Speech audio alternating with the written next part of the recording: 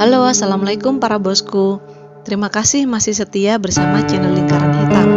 Kali ini kita akan membahas tentang misteri makhluk gaib yang terkenal di Bali, Lea. Penunggu Bali ini kerap menyerang orang Jawa, meskipun tak sedikit orang luar Jawa juga jadi korbannya. Parahnya, mereka meninggal setelah mengalami gangguan gaib. Konon ada beberapa kasus kesurupan yang setelah pulang dari Bali yang kabarnya karena telah disapa Lea ataupun karena telah melakukan hal-hal yang telah dilarang selama di Bali. Jika tak kunjung sembuh, biasanya kebanyakan berakhir dengan kematian. Sehingga banyak kita dengar orang Jawa yang akan ke Bali, keluarganya akan berpesan untuk jaga sikap. Nah, tentunya ada alasan kenapa orang luar Bali kerap disapa Lea ketika di Bali. Semoga konten ini bermanfaat dan jadi pelajaran untuk kita semua. Di balik keindahannya, Bali memiliki banyak sisi misteri. Salah satu misteri yang terkenal di Pulau Bali adalah Lea. Konon, sosok ini berwujud menyeramkan, dengan mata besar, gigi taring, tubuh yang tinggi besar dan berbulu, serta lidah yang menjulur panjang. Dalam mitologi Bali, Lea adalah penyihir jahat. Le artinya penyihir, sedangkan A artinya jahat. Beberapa orang percaya bahwa sihir Lea hanya berfungsi di Bali dan Lea hanya bisa ditemukan di Pulau Bali. Menurut cerita yang beredar di masyarakat Bali, Lea merupakan seorang manusia yang mempelajari praktik ilmu hitam dan berperilaku sebagai kanibalisme, mencari tumbal untuk memperkuat ilmunya. Biasanya, Lea suka mencari organ tubuh manusia yang sudah menjadi mayat. Lea melakukan hal tersebut untuk membuat ramuan agar tetap sakti dan mampu bertahan hidup.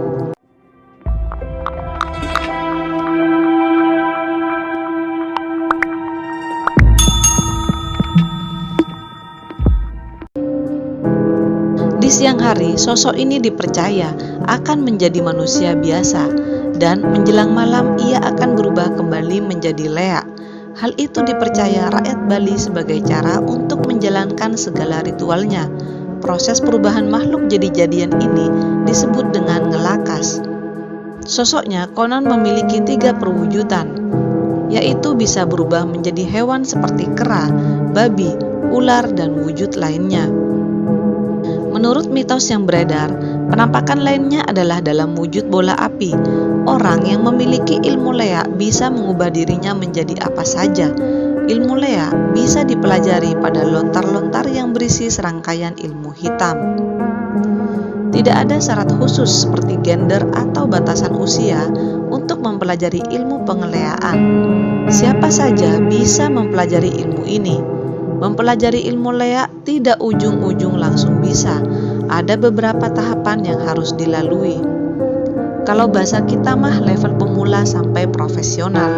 Setelah menjadi Lea, ada beberapa sumpah yang harus ditaati, seperti menghormati ajaran yang diberikan oleh guru Lea, tidak boleh memamerkan kesaktian, selalu mengamalkan kebaikan, dilarang menyakiti seseorang dengan ilmu yang dimiliki, dan lain sebagainya.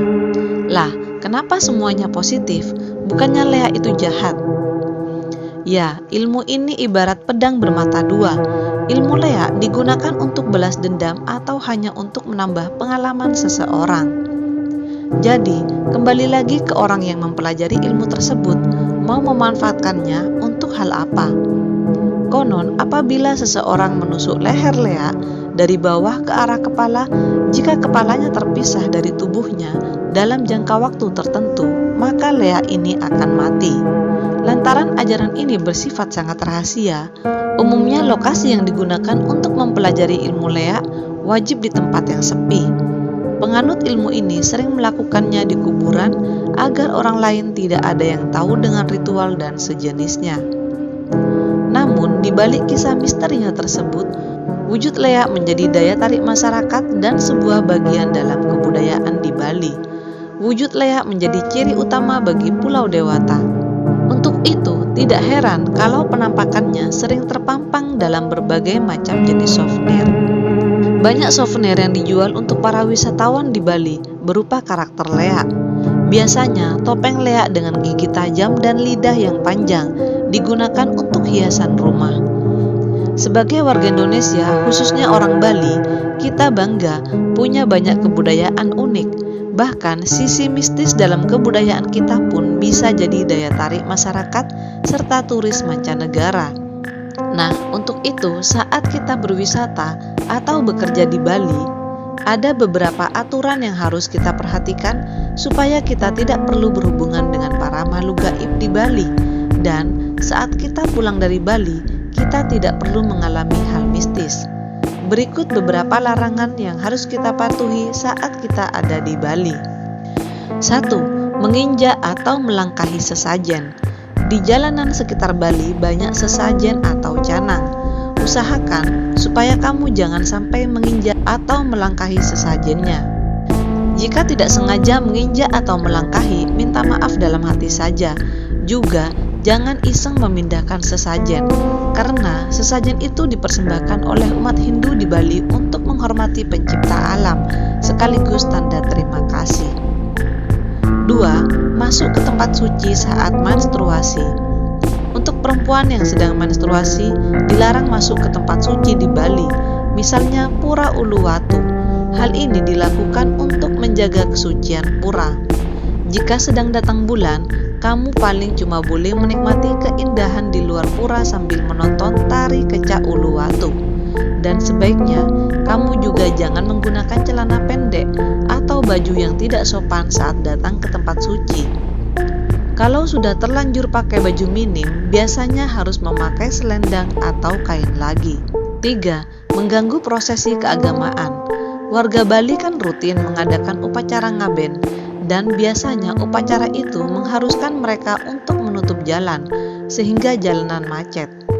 Jangan sampai mengumpat atau membunyikan klakson berulang-ulang, karena dianggap tidak menghormati Bali. Jika umat Hindu sedang beribadah, usahakan jangan berdiri di depannya karena dianggap tidak sopan. Foto pura dengan flash juga dianggap sebagai tindakan-tindakan tidak sopan. 4. Memegang kepala orang Bali. Di Bali, tindakan memegang kepala merupakan tindakan yang tidak sopan karena orang Bali menganggap bahwa kepala adalah bagian tubuh yang tersuci. Bahkan memegang kepala anak kecil sebagai tanda kasih sayang saja sudah dianggap tidak sopan. Jika kamu terlanjur melakukan itu, lebih baik langsung minta maaf. 5. Pipis sembarangan. Banyak area di Bali yang sudah disakralkan. Bahkan pohon-pohon di sana juga sudah banyak yang disucikan. Jadi jangan sampai kamu pipis sembarangan. Tindakan seperti itu jelas dianggap sebagai tindakan tidak sopan dan tidak menghormati pencipta alam. Itulah beberapa aturan atau larangan yang harus kita patuhi selama kita berwisata ke Bali.